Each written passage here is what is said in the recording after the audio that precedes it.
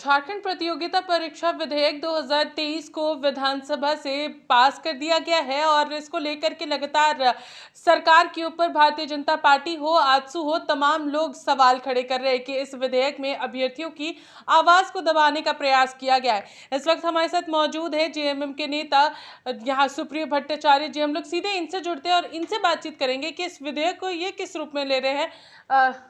सुप्रियोदा, लगातार इसको लेकर के विपक्ष हमलावर है आपके ऊपर कि अभ्यर्थियों की आवाज को दबाने का प्रयास कर रहे हैं।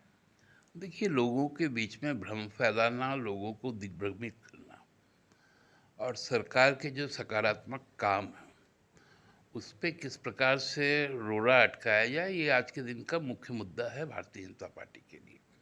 क्योंकि ये मुद्दा विहीन, नेता विहीन, नीति विहीन लोग हैं। तो ये विधेयक लाने की ज़रूरत जो पड़ी है, ये भाजपा के शासन काल में गुजरात में 10 साल में 13 बार पेपर लीक हुए। उसके बाद गुजरात ने भी इस अध्यादेश को लाया है और वही प्रावधान किए हैं जो झारखंड के विधायक में, जिसमें 1 साल से 10 साल की जो सज़ा है उसको भी रखा गया है। साथ साथ जो आपका जो जुर्माना है 1 करोड़ रुपए तक का, वो भी रखा गया है। ये उत्तराखंड में भी है लागू, ये राजस्थान में भी 22 से लागू है। क्योंकि आप देखेंगे तो उत्तर प्रदेश में भी पिछले 7 सालों में 6 बार जो पेपर लीक्स हुए। तो भाजपा का जहाँ जहाँ शासन रहता है वहाँ वहाँ ये पेपर लीक एक परंपरा सा बन गया है। हम लोग जानते हैं कि मध्य प्रदेश का जो व्यापम घोटाला है, जिसपे सुप्रीम कोर्ट ने कई तरह की टिप्पणियाँ की थी, तो इन लोगों को अच्छा नहीं लगता है कि कदाचार मुक्त परीक्षा हो, पारदर्शी परीक्षा हो, पैसों का लेन देन ना हो। क्योंकि भारतीय जनता पार्टी के कुछ नेताओं के आय का एक बहुत बड़ा स्रोत है ये पेपर लीक करवाना। तो इनसे इनको ये खलबली है, उसके कारण ये लोग अभी व्यथित है। तो खैर, इस व्यथा से हम लोगों को चिंता नहीं है। हम लोगों को चिंता है कि हमारे स्टेट में कदाचार मुक्त परीक्षा हो, पारदर्शी परीक्षा हो, समय पर परीक्षा हो, समय पर नियुक्ति हो।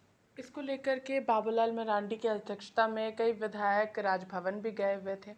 उन्होंने इस विधेयक में जो त्रुटियां हैं वो वहां पर गिनाई और कहीं ना कहीं आग्रह किया है कि अपने सोच विचार से इस विधेयक को देखें और ये अभ्यर्थियों के अहित की बात वहां पर राजभवन में रखी है भारतीय जनता पार्टी के विधेयक को लेकर। उनको बताना पड़ेगा ना, तो गुजरात का विरोध करे ना, उत्तराखंड का विरोध करे। साहस है उनमें। मैं तो खुला चुनौती देता हूँ बाबूलाल जी को, अपने श्रीमुख से एक बार बोले कि ये जो कानून है, क्योंकि झारखंड में ये लोग काला काला कानून कह रहे हैं, तो कहे कि गुजरात में ये काला कानून है, उत्तराखंड में ये काला कानून है। इस बात को कह दे, फिर हम लोग मान लेंगे। जब विधेयक शब्दशः एक है, प्रावधान शब्दशः एक है, जो उसका निवारण के जो तरीके हैं वो शब्दशः एक है, तो एक तरफ गुजरात चूँकि भाजपा है तो आप सही हैं, चूँकि हम यहाँ पर हैं तो हम गलत हो गए। तो ऐसा दोहरा चरित्र नहीं चलेगा। अगर बात करेंगे, सदन में एक और सवाल आप लोगों के ऊपर उठ रहा था कि आखिर किस नीति के तहत 26,000 शिक्षकों की बहाली सरकार ले रही है, क्या है नियोजन नीति। तो सदन के अंदर मंत्री की ओर से ही कहा गया कि 60-40 की ही नीति को हम लोग अपना रहे हैं। मुख्यमंत्री ने भी कहा कि इसमें हम लोग 40% में और 25% जो है वो स्थानीय लोगों को जगह देंगे, तो 85% स्थानीय लोग होंगे।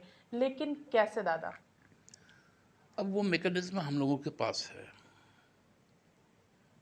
उसमें कई सारे चीज़ों को उसमें ऐड ऑन किया गया है, जिससे जो बाहरी जो लोग हैं उनका अनुप्रवेश की संभावना बहुत क्षीण हो जाएगी, और यही इन लोगों के लिए तकलीफ का भी विषय है। लेकिन हम प्रतिबद्ध हैं अपने स्थानीय लोगों के रोजगार के लिए, और उस दिशा में हम लोग आगे बढ़ रहे हैं। वो मैकेनिज्म हम लोग को रिजल्ट में देखने को मिलेगा या जब फॉर्म भर रहे होंगे उस दौरान में देखने को मिलेगा? कब ये मैकेनिज्म हम लोग को देखने को मिलेगा दादा? जब आपकी नियुक्ति पत्र बटेगी तब आपको देखने को मिलेगा। दादा एक और सवाल रहेगा, जो 26,000 शिक्षकों की बहाली हो रही है उसमें टेट पारा शिक्षक को 50% आरक्षण मिला हुआ है। उनका कहना है कि जितना हम लोगों को आरक्षण मिला है उतनी संख्या में हम लोग मौजूद है, तो हम लोगों से परीक्षा क्यों ली जा रही है, हम लोग को डायरेक्ट समायोजन क्यों नहीं किया जा रहा है जैसे हम लोगों का पिछले नियमावली में था 2012 की नियमावली में। देखिए, यही काम भारतीय जनता पार्टी करते आया था कि अनुबंध पे ले लेना, क्योंकि अनुबंध पे तो आप ऐसे ही ले सकते हैं, लेकिन जब नियुक्ति आपको देनी है तो कुछ फॉर्मेलिटीज़ आपको पूरे करने होते हैं, क्राइटेरियाज है उसके। तो जो क्राइटेरिया है उसको फुलफिल कर लीजिए। हम तो प्रतिबद्ध है कि आपको लेना ही है, हमको हम ले लेंगे आप।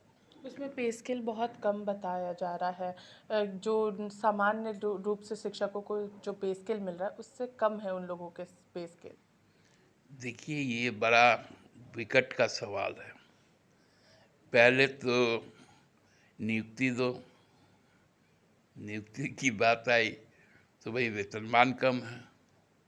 अरे पहले नियुक्ति तो ले लीजिए, वेतनमान तो फिर बढ़ जाएगा। यहाँ पर तो राष्ट्रपति से भी ज़्यादा वेतन कुछ कॉरपोरेट घराने के सीईओज को मिलता है, लेकिन उनसे ओहदा थोड़ी ख़त्म हो जाता है। एक शिक्षक का ओहदा, एक प्रतिष्ठा, एक बहुत बड़ी बात होती है।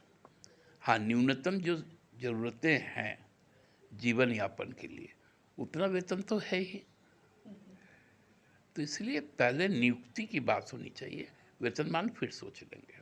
आखिरी सवाल रहेगा दादा, जो इसी प्रक्रिया में जेटेट 2016 वाले लोगों का इसमें आप लोग परीक्षा लेंगे, लेकिन कहना सीटेट वाले लोगों का है कि हम लोगों को भी एक मौका मिले कि ज़्यादा अच्छे से फिल्टर होकर के शिक्षक आ सकेंगे और ज़्यादा बेहतर पढ़ाई जो है वो छात्रों को मिल पाएगा। तो क्या सीटेट को मौका देगी सरकार?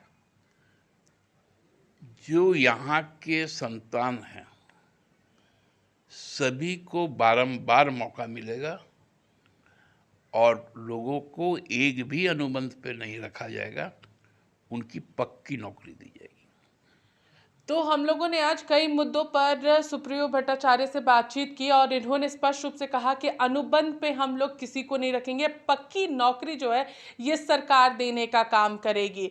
फिलहाल हमारे साथ इतना ही। सहयोगी विशाल के साथ मैं पूजा, लाइव इंडिया, रांची।